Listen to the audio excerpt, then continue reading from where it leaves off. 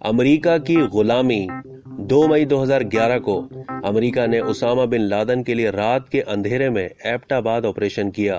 جو پوری پاکستانی قوم کے لیے انتہائی شرمندگی کا باعث تھا۔ لیکن اس واقعے پر رد عمل دیتے ہوئے ہمارے اس وقت کے صدر، خطروں کے کھلاڑی آصف علی زرداری نے امریکی صدر کو مبارکباد پیش کی اور اسے ویری گڈ نیوز قرار دیا، اور یہ بات اس وقت کے امریکی صدر اوباما نے اپنی تصنیف اے پرومس لینڈ میں بھی لکھی ہے۔ صدر آصف علی زرداری نے پاکستان کی خود مختاری پر اس امریکی حملے کی مذمت کے لیے ایک لفظ تک نہیں بولا۔ اسی وجہ سے اوباما نے اپنی کتاب میں لکھا کہ وہ توقع کر رہے تھے کہ 2 مئی کے حملے کے بعد پاکستانی قیادت سے بات کرنا مشکل ہوگا،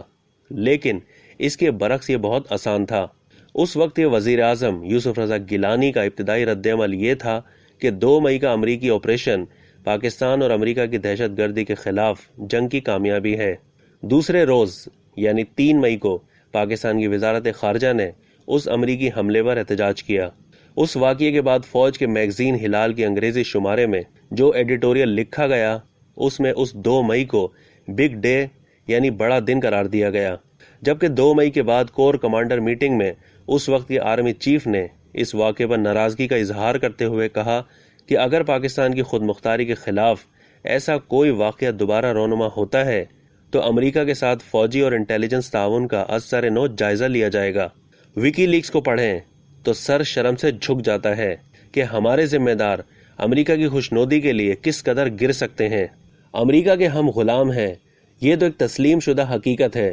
اور ہماری سوچ میں یہ بات رچ بس گئی ہے۔ اسی لیے تو جو مراسلہ پاکستان کو ملا اور جس طرح اس میں عمران خان حکومت کی رخصتی کی خواہش کا اظہار کیا گیا، اور ایسا نہ ہونے پر پاکستان کے لیے خطرناک نتائج کا اندیہ دیا گیا، اسے بہت سارے لوگوں نے یہاں ایک عام سا سفارتی عمل قرار دیا، جس پر ان کے مطابق کچھ بھی کرنے کی ضرورت نہ تھی۔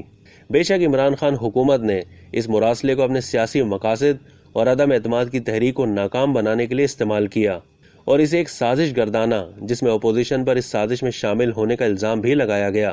لیکن کیا یہ سچ نہیں کہ اس مراسلے میں ایسا بہت کچھ تھا جو پاکستان کے لیے توہین کا باعث ہے؟ بلا شبہ یہ بھی ممکن ہے کہ امریکہ نے عمران خان حکومت کو گرانے کے لیے کوئی تدبیر کی ہو، کیونکہ ایسا کرنا امریکہ کے لیے کوئی نئی بات نہیں، لیکن عمران خان کا بغیر ثبوت کی اپوزیشن پر بھی سازش میں شامل ہونے کا الزام لگانا اور انہیں غدار قرار دینا سیاست میں مزید نفرت اور رنجشیں بڑھانے کا باعث بنا۔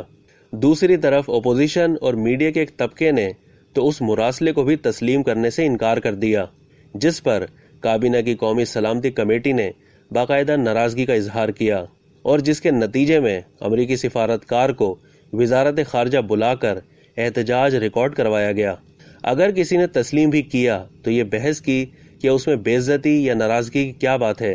کچھ نے یہ بچکانہ بحث کی کہ اگر یہ مراسلہ واقعی پاکستان کی خود مختاری کے خلاف تھا تو پھر عمران خان حکومت نے ایک اعلیٰ امریکی اہلکار کو حال ہی میں اسلام آباد میں منعقد ہونے والی OIC کانفرنس میں شرکت کی دعوت کیوں دی؟ کوئی پوچھے کیا ایسے معاملات پر دوسرے ممالک سے کٹی کر دی جاتی ہے اور ہر قسم کی بول چال اور رابطے منقطع کر دیے جاتے ہیں، جنگ شروع کر دی جاتی ہے؟ ایسا نہیں ہوتا۔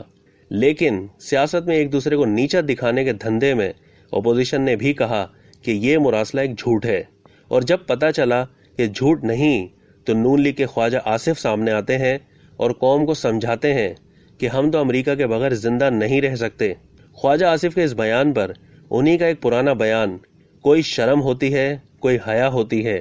وہ یاد آ گیا۔ نہلے پہ دہلے کا کام میاں شہباز شریف نے کیا، جن کا جب خواجہ آصف کے بیان پر تبصرہ لیا گیا تو کہنے لگے کہ بھکاریوں کی کوئی پسند ناپسند نہیں ہوتی، ہمیں اپنے لوگوں کا پیٹ پالنا ہے۔ یعنی شہباز شریف نے تو پاکستانی قوم کو بھکاری بنا دیا اور یہ باور کرانے کی کوشش کی کہ نہ ہماری کوئی عزت ہے اور نہ قومی وقار،